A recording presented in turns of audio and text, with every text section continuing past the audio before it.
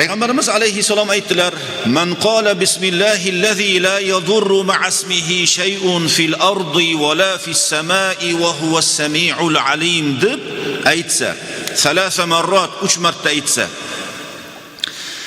u qachon aytsa buni, lam tusibhu faj'atu bala'in hatta yusbiha.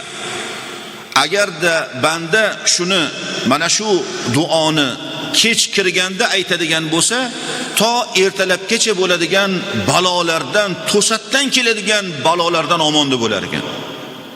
3 marta aytsa, bomdodda aytsa, shomda aytsa. Mana hadisda aytilyapti. "Va man qalaha hina yusbihu 3 marrat", kim endi tong payti aytadigan bo'lsa buni, bomdoddan keyin aytadigan bo'lsa, 3 marotaba aytadigan bo'lsa dedilar, ana shu kishi lam tusibhu faj'atu bala'in hatta yumsiya dedilar. To kech tushguncha to'satdan keladigan balolardan omonda bo'ladi. U qaysi duo desa, mana hozir aytganimiz. Biz iloji boricha shuni o'qib, yodlab borishimiz kerak. Bismillahillazi la yadurru ma'asmihi shay'un fil ardi va la fis samai va huwas samiul alim. Buni ma'nosi nima? Ma'nosi shundayki, Allohning ismi bilan boshlayman. Bismillah deb boshlayman. Va uni ismi tufayli, Allohning asmoil husnasi ismlari sababli bandaga hech qanday narsa na osmonda va na yerda zarar yetkaza olmaydi degan duo. Shu duoni kim aytadigan bo'lsa, balolardan omonda bo'lar ekan. Bu hadisni roviysi shu so'zni aytdilar.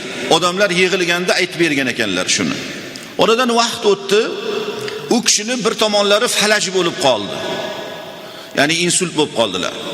Shunda u kishini hollaridan xabar olgani kelgan odamlar u kishiga qarab turishdi. Bu kishini qarab turganlaridan Usmon roziyallohu anhu ning o'g'illari, "Ha, nimaga qarayapsan? O'zing bismillahillazi la yadurru ma'asmihi shay'un fil ardi va la fis samai va huwas samiul alim" degan duoni o'rgatuvding. O'rgatganingda ham bir tomoning ishtamasdan shunday holatga tushib qoldingmi, demoqchimisan? Menga bu qarab turishingdan maqsading dedilar. Keyin u kishi aytdilarki, "Yo'q, men ta'jiblanib turuvdim" dedi. Shunda Usmon roziyallohu anhu ning o'g'illari aytdilar: "Men o'sha falaj bo'lib qoladigan kunim shu duoni Alloh meni xotiramdan ko'tarib qo'ydi" dedilar. Shuni aytmay qo'ygan ekanman dedilar. Shuni aytmaganligimga shu kulfat keldi deb o'ylayman dedilar. Bu to'g'risida mana Imom Qurtubiyning ham so'zlari bor ekan. Tafsir olimi Imom Qurtubiy, bu kishi mana shu duoni doimiy holatda odat qilgandim. Erta-yu kech o'qirdim. Tongda 3 marotaba o'qirdim, kech tushganda ham 3 marotaba o'qirdim shomdan keyin deydilar. Madina-i Munawvaraga safar qilgan vaqtimda kechasi meni chayon chaqib oldi deydilar. Chayon chaqib oldi, keyin hayron bo'ldim. O'ylab qarasam, ozgina tafakkur qilib nimaga chaqdi bu deb qarasam, men o'sha hozir aytilgan bismillahillazi la yadurru ma'asmihi shay'un fil ardi va la fis samai va huwas samiul alim degan duoni o'qimagan ekanman dedilar.